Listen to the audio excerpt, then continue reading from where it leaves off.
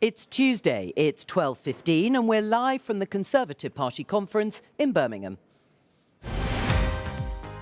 Leadership candidate Robert Jenrick makes the case for leaving the European Convention on Human Rights. If our special forces, our military, were faced with the question of could we go and take out an individual such as Osama bin Laden, we might not be able to do that because of our continued membership of the ECHR. I think the phrase "stop the boats" was an error. Is the former Home Secretary right to disown that pledge? We cannot be the party of old people. We have to be a party for everybody. And building homes. Is the party's failure to build more homes to blame for their lack of appeal to younger voters? And it's goodbye from him. This is my final conference as leader. Joining me today, director of the centre-right think tank, the Centre for Policy Studies, Robert Colville, the New Statesman's associate political editor, Rachel Cunliffe, Robert Jenrick's supporter, John Lamont, and former Conservative MP, Steve Baker. This is Politics Live.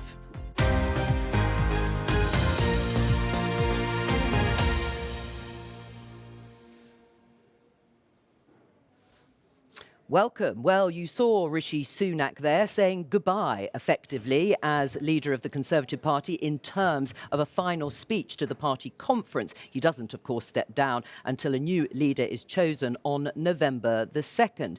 But you might have felt the atmosphere here would have been one where the party was down in the dumps. They've just suffered this rather catastrophic defeat at the election, but actually they weren't down in the dumps at all, as we show you some of the images from around the conference hall and the exhibition stands. You can see that people here, members, are really quite upbeat, and so are some of the candidate hopefuls. There seems to be more joy here in Birmingham than you might have expected post-election. So my opening question to the panel, starting with you, Robert, is why is a party out of power so happy?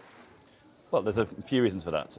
The first is that I think the expectations on election night were genuinely apocalyptic, that the Conservatives' record in government was so bad in the eyes of many voters, the lack of trust in their competence and integrity was so strong that it was genuinely possible that they became the third party. And in fact, there were some of the polls right before the election were saying it was mathematically impossible for the party to end up with as many MPs as it got. So it was a disastrous result, but it was not, you know, that was the first moment of... It wasn't as bad as they thought. It wasn't as bad as they thought. Okay. And then, in the months that have followed, the really staggeringly quick decline in Labour's poll ratings, the endless sequence of self-inflicted wounds and the freebie scandal, winter fuel allowance, all of that sort of stuff. Suddenly, Conservatives are saying to themselves, this isn't Tony Blair, this isn't 97, this isn't 10 years in which we just sit there completely powerless. We can take it. We can take it to these guys, and I think that's the spirit. And also, there's a leadership contest, and people in politics like contests and like excitement. Yes, it's generated a certain amount of, as you say, excitement.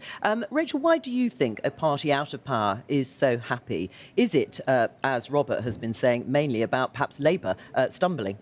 I think Labour's sharp fall in the polls does have something to do with it, definitely. I think if you compare the conference this year to last year they could see the defeat coming, it was looming, there was a sense of despair, and I think this year there is a feeling of, well, you know, the worst is over, now we can move on and move forward. But I also think it's only been 2.5 months, there's been very little parliamentary time in that time, but because of the recesses, and I don't think the reality of what it means to be in opposition, particularly being opposition with so few MPs, has properly sunk in yet. Do you agree with that? The reality hasn't really hit? I think we are adjusting to what has happened. Clearly, it's a very, very difficult election result for us. We need to learn lessons from that. I was coming to this conference expecting a funeral wake, to be honest, and it's far from that. It's much more joyous and jubilant. Is that because people are deluded? It's because there's lots more members here who are very excited by the leadership election. We have 4 excellent leadership candidates all pushing forward their pitch, and there's definitely an energy behind all 4 of them. Right. Life as an ex-MP, Steve, is it liberating? Is it better?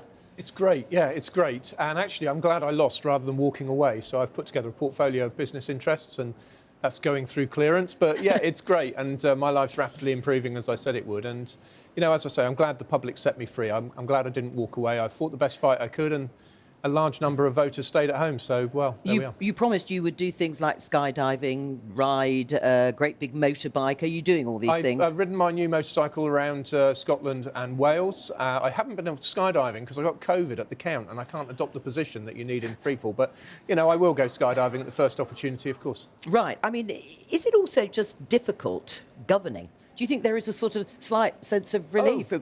Well, yeah, of course, but you know, if you're even a backbench MP, everything is your responsibility, right, John? People will write to you for everything from potholes to international relations, right? I think currently now, as a former minister, you wake up in the morning now, you hear the headlines on the TV or the radio.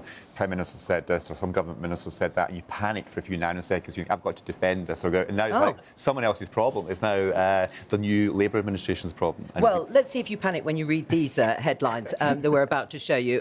Let's look at this one first of all, the Daily Telegraph. The ECHR, the European Court on Human Rights, could stop us killing the next bin Laden, warns Robert Jenrick, whom you are supporting. What's he talking about? So ECHR is a big concern for many people in terms of how we're able to legislate in our country, and you saw that with the Rwanda bill. And what he was talking about, what Rob was talking about, is an example which Ben Wallace, our previous Defence Secretary, spoke about in the Telegraph last year, when he was talking about the challenges in warfare in terms of how we manage terrorists and others who we might want to bring back to the UK to administer justice to, and that was being more difficult because of international treaties, including the ECHR. I mean, the ECHR is there because it is defending human rights in that sense. Do you agree with what you've heard from Robert Jenrick? Well, I'm very conscious that the ECHR is there in the context of the collapse of Europe into totalitarianism in very recent history. And it's very important. And that's why I support Tom's position of opt out of elements of it for the reasons which Robert has been setting out. It's necessary to conduct warfare, and sometimes activism has meant that we've not been able to do what was necessary. To reform if we need to. And by the way, other European nations should be capable of working with us to reform the ECHR's jurisprudence. And third, to leave if we must. I think we've forgotten, some of the candidates are behaving as if leaving the ECHR is not itself a policy goal. It's a means to achieving policy goals.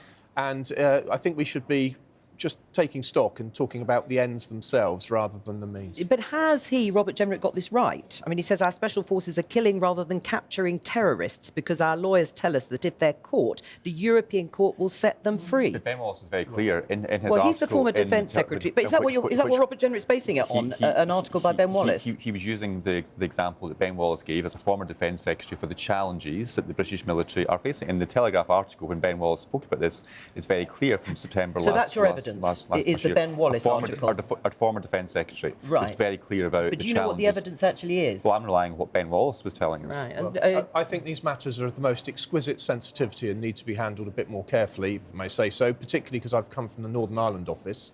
And the ECHR, of course, is bound up in Northern Ireland. And this is why I think these issues need to be dealt with slightly apart from campaigning. They're so serious. What our special forces are or are not doing is not only classified, but also of the utmost sensitivity. Yeah, well, do you think he's being too crude, Robert Jenrick, then? Well, look, I like Robert very much, but I don't quite recognise at the moment this sort of level of political directness. That's not normally been what I've seen from Robert in private. But we need to be clear, I mean, Robert was using this as an example as to why we need to leave the ECHR. But language is important, isn't it? Ben Wallace's article, which he put his name to, was very clear about the challenges. I can feel you clinging on to that article, John Lamont. But what I'm saying is, in terms of the language that Robert Jenrick used, is it appropriate? He was using that as an example as to why ECHR is causing challenges and problems for our system just now. And Ben Wallace, as a former Defence Secretary, will have intimate knowledge of those challenges. Do you think they were appropriate? We're just showing the headline from Ben Wallace that John Lamont's been referring to. Human rights laws are protecting terrorists. I think the summary that Robert Jenrick gave in his video was a simplification, I think, of what Ben Wallace said in his article. On the ECHR debate, I mean, I have been struck by the number of people who worked in the Home Office who kind of were almost radicalised by that experience, who would say that the ECHR and the judiciary have become there are a huge number of foreign prisoners in our jails who we can't deport. People trying to keep us safe from terrorists would say that there are real problems here. But I think there are also some countervailing issues. Like, the Tories didn't just lose because of immigration, they lost because of the economy, the NHS, trust, competence, leadership. The Tory party needs to seem as though it cares just as much about NHS waiting lists as it does about the ECHR and stopping the boats. And at the moment, it doesn't actually quite feel like that. Also, I think if you get into a sort of auction with Nigel Farage, he's always going to win because he doesn't have to actually run the country. He doesn't have to make realistic promises that he has to deliver. He can just say whatever he wants, and so he will always outbid you. And there's also another point which I think James cleverly has made, which is it was British judges using British laws who stopped the Rwanda measures. If you tell voters that ECHR, like in a Brexit style fashion, that ECHR is the magic solution to all our problems, and the day after we do whatever we're going to do with the ECHR, another boat comes, then the people lose all trust. It has to be part of a package of measures designed to ensure that no one who comes to this country illegally is allowed to stay. Right, what do you say about focusing more or equally on those other issues that are important to voters? Well, I agree. I mean, all of these issues are important. Robert Jenrick isn't. Immigration was a key part of it, whether it's about ensuring that our workforce our businesses are able to get the workforce that they need, or we're tackling the small boats challenges, but at the same time, NHS, schools, and all the other public services that government is responsible for also need to be a priority for the incoming Conservative government. What do you make of the claim being made here by Robert Jenrick in terms of the specifics that he talks about, and that is about capturing terrorists? I think Robert Jenrick is trying to be quite provocative and is succeeding because we're talking about it. I think Tom Tugendhat and James Cleverly have both made quite a lot of their military adjacent experience in this leadership contest. I've certainly heard both of them talk about it several times in the 2 days that I've been here. So I wonder if this is an attempt of Robert Jenrick to project himself into that kind of realm of security and defence and the importance of combating terrorism. We've also heard Kemi Badenoch being very provocative in her own way on some other issues and dominating the news cycle because of those comments that she's made. So I wonder if the tone of this is intended to position Robert Jenrick in a particular way, and I actually think the fact that we're all having this conversation about that language means that he's probably succeeded in what he wanted to do. I mean, Steve, you were nodding along when Robert was talking about actual other issues getting equal attention. Absolutely. Most people care about their everyday experience. I fondly remember the first time in my first general election campaign, knocking on a door, lady wasn't in, which is the usual answer. She drove in with the car. I asked her, with her mum was in there and obviously her daughter, how is everything? Anything I can help with? Well, let me think. Mum's just had a good hospital appointment. The kids are in a good school. We're going on holidays soon, and my husband's got a good job. We can afford the mortgage. And it was a checklist of is life okay? And when we're missing out on this, and particularly for young people, they need the hope of buying a home. And until we address that, I've really noticed this, addressing young audiences, particularly around think tanks like the CPS, the ASI, the IEA. Young people don't come alive now until you've talked about housing. Everybody needs a home. And we're going to talk about that later on in the programme. Let's return to what you were saying, though, about Robert Jenrick's focus on immigration, because he talked an awful lot about it, and John Lamont said how important it is. Well, let's listen to a bit of him. What I want to do, to coin a phrase from our former Prime Minister, I want to get migration done. I want to settle this running sore that is taking up the oxygen in our political life today, so that all of us in this party and our country can get on to talk about all the other things that drove me into politics and drive all of us in public life. The environment, education, the health service, the economy, the other issues that dominate and determine the future of our country. But if we don't tackle this issue together, we will continue to talk about this year after year. Our people will continue to be subject to these harms year after year. I'm not willing to do that. John Lamont, what did he say? We want to get migration done. What does that mean? Well, we don't have a policy that's, and this is a failure of the last government, we don't have a policy which either satisfies the needs of business in terms of ensuring that those workers coming into this country would fill the positions that they need, and similarly we've not put in place a deterrent to stop the small boats, and it's now a challenge for the new government to deal with, but we need to be offering solutions as well, which is why Robert is focusing us as well as on NHS, the schools, the health, the economy, all the other significant policy areas which a government should be focused on as well, but immigration is part of it. Yeah, but can you get it done? Point to one developed country in the world that has got migration done in the way that you and Robert Jenrick see it. Well, I think all developing countries are facing this challenge. Right. It's not achievable, is it? Look at Germany, look at the United States, they're all facing the same challenge. The Western world is facing this challenge collectively, and we need to come up with a solution that suits the United Kingdom. How long are you going to give yourselves? Let's say Robert Jenrick wins this contest. How long would he need? well, we need to be putting forward our proposals as an opposition. We are not in government, so I mean, we need to recognise we lost that election, take the lessons from that defeat. But immigration, undoubtedly, even in my constituency in Scotland, immigration came up on the doorstep. I know from colleagues down south, there was a bigger issue for them as well. Robert Jenrick did write a report for our think tank with Neil O'Brien, another former minister, setting out what's gone wrong with the legal immigration system, how you can get how you can realistically get the numbers down to the tens of thousands, and have a annual cap voted on in Parliament. So he does that. There is actually quite a lot of detail on that issue. That report involves doing things like paying social care workers significantly more, and so training more doctors, so you don't have to import. And we haven't heard a huge amount from any of the candidates about, for example, how they would fund social care or where that skills training would come from. Would be set by Parliament. It would be a democratic decision. All MPs would get to vote on that and set that limit. Can you get migration done, Steve? Well, I agree with what Robert said about it, and it would have consequences. Tom actually has said he would have a hard cap and there would be consequences, but that's very much, I mean, we're lucky to be blessed with good quality think tanks. But can I just pick up on Rachel's point about how things will be paid for? The OBR has actually showed us the big medium to long-term challenge that we all face, which we're not talking about, and that's expenditure soaring away, and taxes, even at these present excruciating levels, overall government revenues, stagnating and even decreasing. And this gap between spending and revenue, that's the huge medium to long-term problem that we face. And nobody's talking about it. Rachel's brought it up quite rightly. How are we going to pay for social care, all the candidates are saying we want low taxes and a small state. And when you say how you'll pay for it, they go, oh, well, welfare. And then they say, but we won't cut winter fuel allowance for wealthy pensioners. And I think that's been a terrible mistake. We should be saying we should take care we should take care of poor pensioners. And we should have, I'm afraid we do need means testing. It is there already. We should roll the support into that in for poorer pensioners. Well, I mean, it sounds like Steve Baker, a former MP, and we have Robert and Rachel here, they really think there are other issues that are really at the core and the centre of improving politics and people's lives.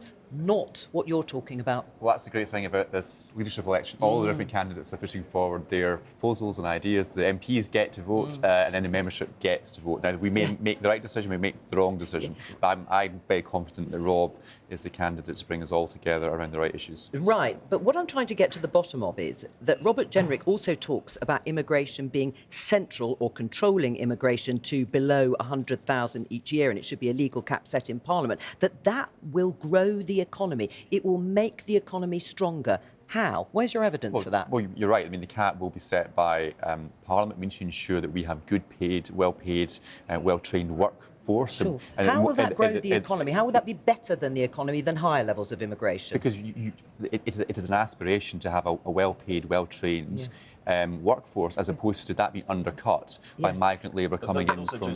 And 100,000, but why 100,000? So the numbers are... The argument isn't just about numbers. It's that the current blend of migration we are taking is not the best for the country. We are not prioritising the number of people who are actually skilled workers, entrepreneurs, research scientists. That is too small a part of the mix at the moment. We are letting in too many low-skilled migrants. So it's not just about getting the number down to an arbitrary figure. It's about being more selective. Right, but it is a limit of fewer than 100,000 extra people every year. Do you think that will boost economic growth or not? I think in isolation it's probably would be harmful, but I think it's worth remembering that we can't go on in this country using cheap credit, house building and adding more cheap labour. That is not a good economic model for us. State land use planning is failing, not only in housing but also in infrastructure, and that is absolutely crippling the country. I read a report recently that was talking about the huge cost of just getting through the planning system before you even begin to build something. We need to roll out nuclear power. The chances of getting small modular nuclear reactors through this planning system. I think these issues tend to eclipse immigration, I think, really in the substance of the future of the nation. The point about immigration is there isn't democratic consent for the levels that we've had. They are the people who are coming have had the wrong blend, as it were, of skills. Much as we may love them and value them individually, we need a different blend of skills. And we have ended up with a problem with illegal migration. But you just can't have open borders in the welfare state. It doesn't work. There isn't consent. So we must cap it, but we must take other measures to make sure that with capped migration, we can still flourish. All right, well, let's hear from another leadership candidate, the former Home Secretary, James Cleverly. He was, of course, in charge of leading the last government's efforts to stop the boats. That was the phrase that Rishi Sunak used and repeated and pledged to meet. But let's look at what he said, James Cleverly, yesterday when he was speaking at a Fringe event. I think the phrase "stop the boats" was an error. It distilled a very, very complicated and challenging problem into a soundbite. The implication, not the implication, I suppose the self-imposed yardstick was even one boat was a failure. And that was unachievable. Do you agree, John, that "stop the boats" as a soundbite was an error? I don't think it was the wisest headline for the party and for the government to be adopting. It said it's almost an impossible target to meet, and many TV channels and newspapers then became completely obsessed with whether there was boats coming across and the volume of people coming across the channel. So I think in many ways we set ourselves a standard, a benchmark we could not satisfy, which created a big problem when the election came, because people were pointing at the figures and saying that you've not delivered on this promise. All right, so broadly you thought it was an error. You thought it was wrong. What should it be in terms of illegal migration? In terms of what would you say? What would be your pledge? Well, illegal migration is something we shouldn't be tolerating. We should have a system in place which is but not robust stop the boats. and should be deterring people from coming here illegal. We should have a clear system by which people coming here can follow. But stopping the boats was too much of a soundbite, which, as I say, during the election campaign came up time and time again on the doorstep because something we'd not delivered on. Was it wrong? Yeah, it was, and I think political communication is extremely challenging. Boiling down complex issues to three-word slogans has become something of a curse on the nation. And it's one of my great frustrations. There's a terrible tendency, which I think is really destructive, to see what the polls say and then ask ourselves, well, what can we say to satisfy the voter? And it's an inevitable tendency, but far, far better would be to work out what is the right thing to do and how can we communicate it in a persuasive way which doesn't oversimplify. But of course that's typically too difficult, and we end up as elected politicians handed a brief which says stop the boats or long-term economic plan or vote leave, take back control. And unfortunately this great struggle to cut through to an electorate who overwhelmingly aren't really listening, it leads us into these sorts of errors. Plus, at the same time, people couldn't get access to GPs, or waiting longer for housing association properties, or hotels are filled with people being processed through the migration system, and the perception was they were linking that to the small boat crossing. So a combination of factors were plaguing us, basically. Thank you to both of you for joining us here in Birmingham and on set for Politics Live. Do you think the candidates are talking about the Rwanda Plan and reinstating it if they become leader and then a future Prime Minister? Robert, do you think bringing back the Rwanda Plan will be in the Conservative manifesto at the next election? So I think the Rwanda Plan itself became, by the end, a symbol of what we were just talking about, the fact that the Tories promised stuff but couldn't deliver it. That said, I do think there is a tendency, not just a move across Europe towards third-party processing, offshoring, which is very different, of course, to Rwanda. Which is different. So I think we'll have to see what happens, and obviously I don't think the Tories are going to be putting forward specific proposals for quite a while. But I do think that element of trying to do the processing, try to make sure people can't stay here after they've arrived illegally, and is going to be a huge part of the offer. Rachel, do you think it'll be in the Conservatives' manifesto at the next election? I think it's quite likely. I think it's become totemic of this is what we were trying to do and we got voted out before we had the chance to. The fact that Rishi Sunak actually made much more success on small boat crossings with, for example, a deal with Albania that actually was getting the numbers down, but that's not as symbolic, that's not as striking, that's not as powerful as a policy. And Rwanda has now become sort of a buzzword for we're going to get tough on this. Really interesting, though, there was a poll of Conservative members out yesterday, I think, that showed the reasons why they believe that they lost the election. And infighting is top on 16%, but failure to tackle immigration is next on 12%, and that comes way higher than anything like failure on house building, failure on the NHS, and much, much higher than things like Liz Truss and her economic experiment, or Boris Johnson and Partygate. And I went door knocking in quite a few constituencies, and I could tell you that Liz Truss, Boris Johnson, the NHS and houses came up a lot more than immigration did. So I think there is a story that the party is telling itself that isn't quite in line with the way voters are thinking. All right, well, that's interesting. Let's introduce our new guests. Hello to both of you. Tom Pursglove, former Immigration Minister under Rishi Sunak, and Miriam Kate, a former Conservative MP. Tom, let me start with you. You're backing James Cleverly in the leadership contest. We just heard from him when he said that the Stop the Boat slogan was an error. You agree with him? I think the policy was right. I think that distilling that problem into a slogan was always going to be problematic. And in fact, in private, I made those views known. I wasn't Immigration Minister at the time, but I did make that view known, that I thought just trying to simplify that into such a snappy phrase just didn't really get across the complexity of the challenges that you're dealing with. And I think when you look at the current government, we are seeing the consequence of not having a deterrent and just how difficult this challenge is. It just can't be solved overnight with simple, snappy slogans. Did Rishi Sunak really believe that his government was going to be able to stop the boats? Well, I genuinely think that had we got flights off to Rwanda, it would have significantly changed the dial on that issue. And one of my big frustrations now is that we didn't have the opportunity to do that, that it's been scrapped. And we're seeing the consequences of not having a deterrent with 11,000 crossings since this new government took office. I think with the legislative basis we'd developed and passed through Parliament, we could have got on and of course, we don't know. But why didn't he listen to you? Were there others? Was it just you saying it was too simplified, too distilled, that slogan?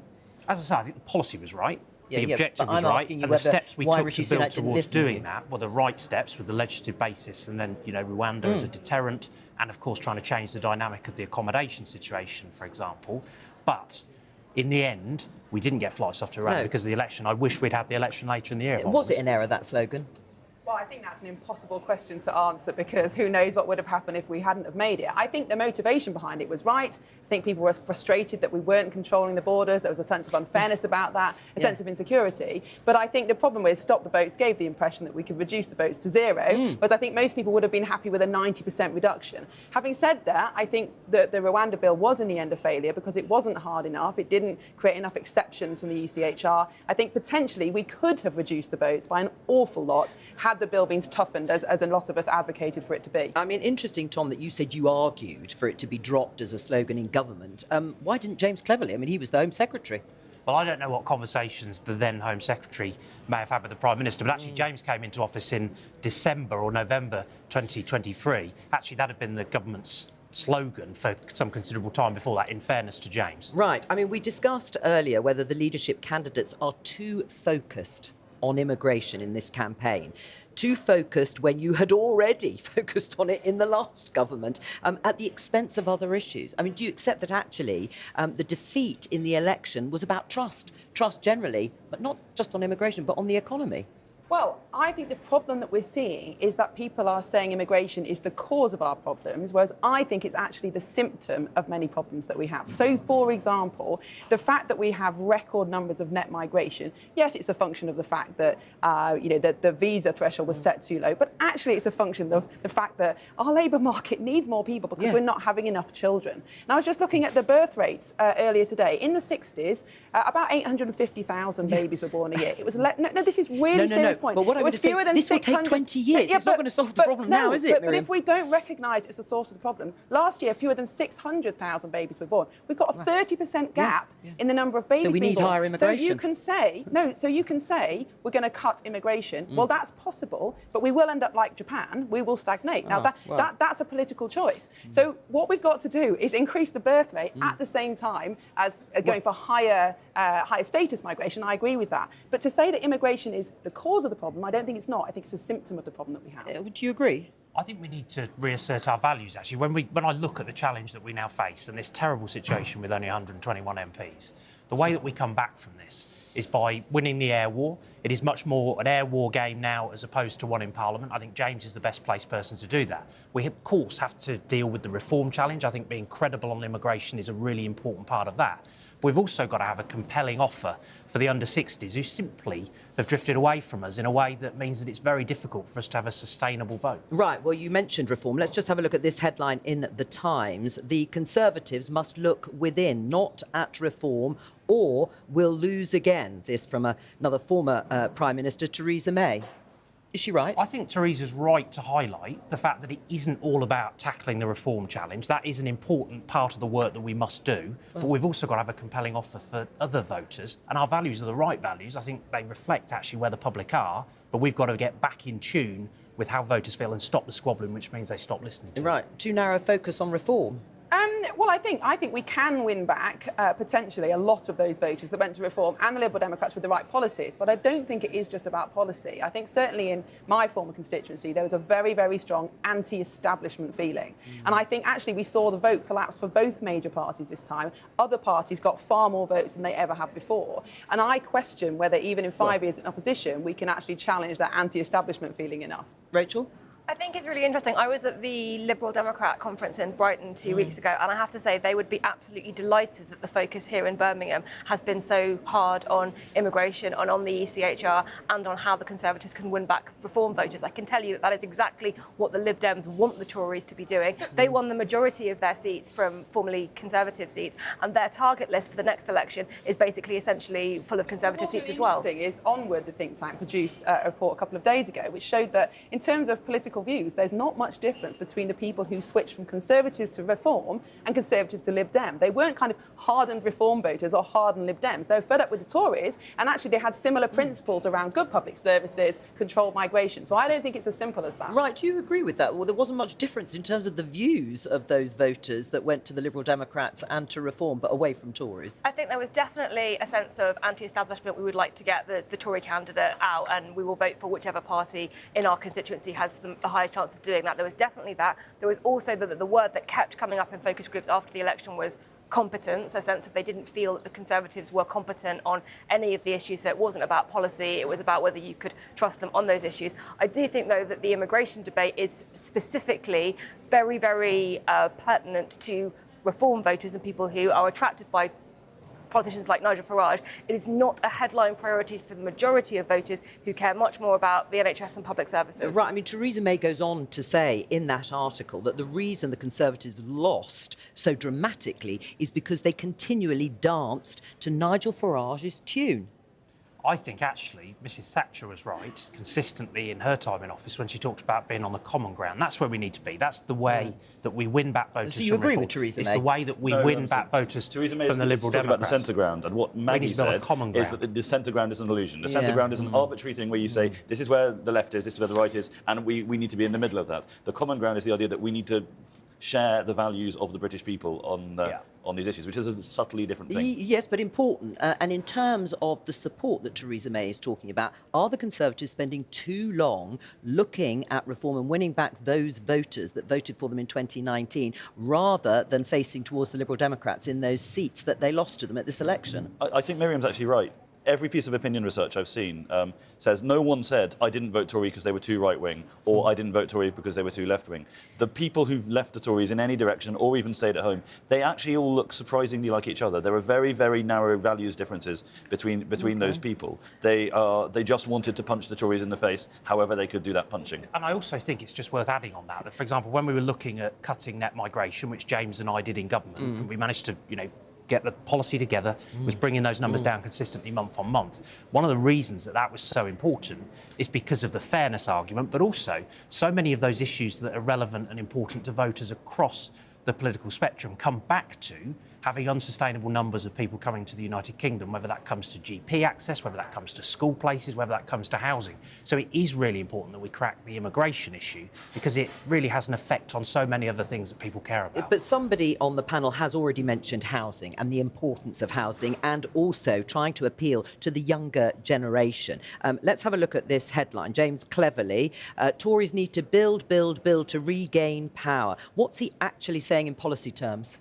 So what James is saying is that we need to look at taxation around this. So, for example, things like stamp duty, whether that's acting as a barrier, whether that's acting as a blocker to home ownership, but also getting the market moving, which plays into that as well. But also building the homes that people want to live in the right places. So we should look at things like permitted development rights more forensically, where we can make sure that the infrastructure ties in, because often one of the challenges is, as constituency MPs, as Miriam and I will have experienced, is building new homes without the right infrastructure alongside it. We just want to look at this debates. You were in government for 14 years. You failed to build enough homes. You failed to reach the target that you set yourselves. 300,000 homes. You've never, ever reached it. Why would anyone trust you to do it now? Well, again, I'd go back to trying to get a better balance across the board. I think immigration plays an important part as part of that debate. That's exactly why we wanted to bring net migration down, precisely why we took the steps that we took that were delivering results, and which Labour are busily dismantling. Build, says James Cleverly, after think he's right. not building enough. You think he's right? I think he's right, but I also think, they had the chance to build, and also the Conservatives had the chance to build in predominantly Labour or Lib Dem areas where they didn't have, local opposition to their own MPs, and somehow they weren't even able to do it in parts of London. They were blocked by their own NIMBYist MPs, and now Labour is in power and is planning a mass house building programme that will predominantly, I think, target Conservative seats, because it's much easier as the governing party to build homes in somebody else's seats. There's going to be a lot of upset on that from Conservative MPs. The answer is they had the chance to do it, and for whatever reason, they weren't able to. I think whichever party manages to get house building right and offer the dream of home ownership to the next generation, those voters, that generation of voters, will be locked in possibly for the entirety of their lives. So I think this problem for the Tories isn't just one for the last election or for the election in 4.5, 5 years' time. I think this is a much more longer-term systemic issue for the generation of voters who just feel let down because those homes weren't there when they needed them. Miriam? Well, I think clearly we did fail to reach the target, but as Tom said, had we built 250,000 housing a year and had no net migration, it actually probably would have been sufficient. But I think what we're not looking at is social housing. If you go back into the 50s and 60s, actually the number of private homes built wasn't really any more than we're doing today. But an equal number of social houses were built. And I think we've completely forgotten about social housing. I think it has a very important role to play, particularly for young families. You can build a house for £150,000 using modern methods. If a young family could rent or buy it at that kind of rate, owned by the local authority, with the local authority having the incentive to keep the costs down, that would be a huge game changer in the housing market. The problem at the moment is we've got these cartels of house builders that aren't incentivised to release the land for development, because the longer they hold on to it, the more money they'll get. And actually, I think we need competition from the public sector. Well, do you agree with that? More houses to rent, more social housing, not houses to buy? So I think I am probably the most voluble pro-housing person on the entire Tory party, and I swore I was so angry and outraged by the wicked, selfish behaviour of Tory MPs who blocked a succession of housing reforms, and I think they did their party enormous political damage. I think the scale of our housing crisis is such that I disagree with quite a lot of Miriam's analysis there, but the scale of our housing crisis is such that it doesn't matter what type of house we build. In the 1920s and 1930s, we built, the private sector built homes on a scale we've never seen before. Housing costs fell massively. It powered us out of the Great Depression. Work by the Centre for Cities has shown that we are, between 1955 and 2015, we were about 4 million houses down on the average European country our size. There's a brilliant essay called Foundations, written by some friends of mine, which this is being directly picked up by James Cleverly, by Tom Tugendhat, by Robert Jenrick, by a load of the candidates. It argues that our central economic problem as a country is not just houses. We have made it far too difficult to build anything and do anything. We have let our infrastructure decay. We have let the state of our nation decay. And on that, is that the route back for the Conservative Party? I mean, if I show you this headline... I kind of don't care whether it's the route back for the Conservative Party, because we just need to do it as a country. So should MPs support Labour? Should you support, Tom, the Labour Party's drive for house building, however it happens? I think we'd always want to look at the detail, and I do think it is about building the right homes in the right places. But also, let's be honest, look at the successes that we're seeing with the Canadian Conservative Party at the moment. The right homes in the right places. The right homes in the right places is everywhere. Yeah.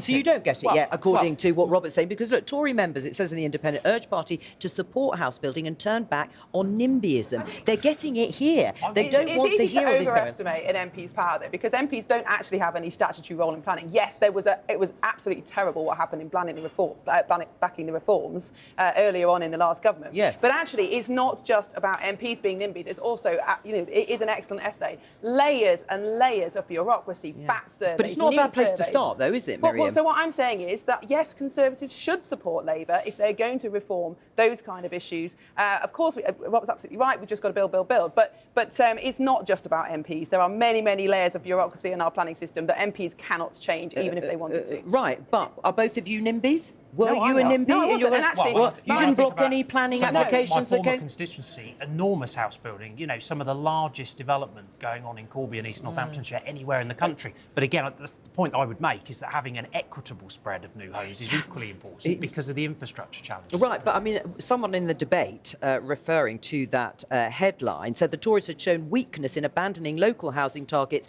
in 2022. Do you agree that was a mistake? It was an absolute mistake not to follow through with the planning reforms that we promised, and Tory MPs absolutely did sabotage that. But just going back to the point about constituencies, my former constituency, actually there wasn't massive house building need. There were some developments that were going through. They were largely supported. The odd one in inappropriate places wasn't. It was all about infrastructure. And the point is we've got such an imbalanced economy. We've got desperate housing shortage in the southeast, but not particularly in the north. And this is where we've got a problem. Infrastructure in the north is the key Exactly. issue. Housing is the key issue in the south. And this is one of the reasons why I think one of the things that's uniting the Tory party now and energising them is Labour's decision to cut housing targets for London. They're getting rid of this urban uplift that the Tories put in. So the Tories can argue very, very convincingly that the prices send signals, right? And prices in London and the southeast are screaming that we need millions more houses and we need to densify London. And that's something that every Tory MP can unite around because there aren't any Tory MPs in London. Well, I agree with a lot of what Rob just said, but I think that the Conservatives also had the chance to increase house building numbers in London and were blocked by their own MPs, by people like Theresa Villiers, who made it her mission, in Barnet, in my former constituency, who made it her mission to essentially block any housing development, not even in her constituency. She campaigned against housing development in the next constituency over because she argued it would harm her constituents because they would have less car parking space. That was the kind of argument she was making, and that, I think, really set the tone. And she won the day, didn't she? She won the day. Well, I want to play you this clip from Jeremy Hunt. To a Labour YIMBY MP. It was very marginal, wasn't it? Let's play you this clip from Jeremy Hunt, Shadow Chancellor, in conversation.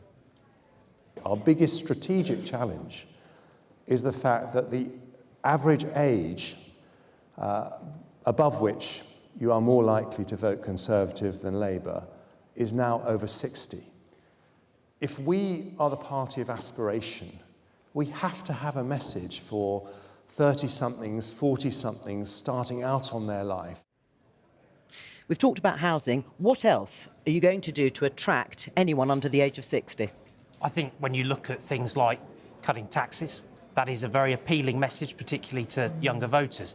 And as I was saying earlier, you know, sort of touched on this point, you look at the trajectory of our friends in Canada and the Conservative movement there, I think we should be looking at them and the lessons that they are taking forward that seem to be reaping really quite impressive results with younger voters. That's got to be a focus. What have they done? Well, they're getting out there, being ambitious on housing. They're talking about cutting taxes. Those are the sorts of things. Yes, but putting more money in people's promised to build pockets houses, trust them to and you spend said that. you cut Get the taxes, economy and it was going. the highest level. The tax threshold was frozen, and it was the highest tax burden. So, I mean, it's about trust. They won't believe you can do it.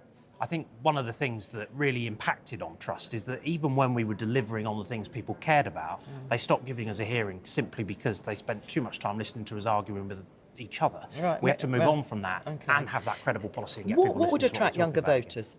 Apart from how we've done housing, Well, I think support for families is a big thing. Young people have the ambition to start a family. They can't, part because of housing, but also because of many other things. Student debt is a big problem.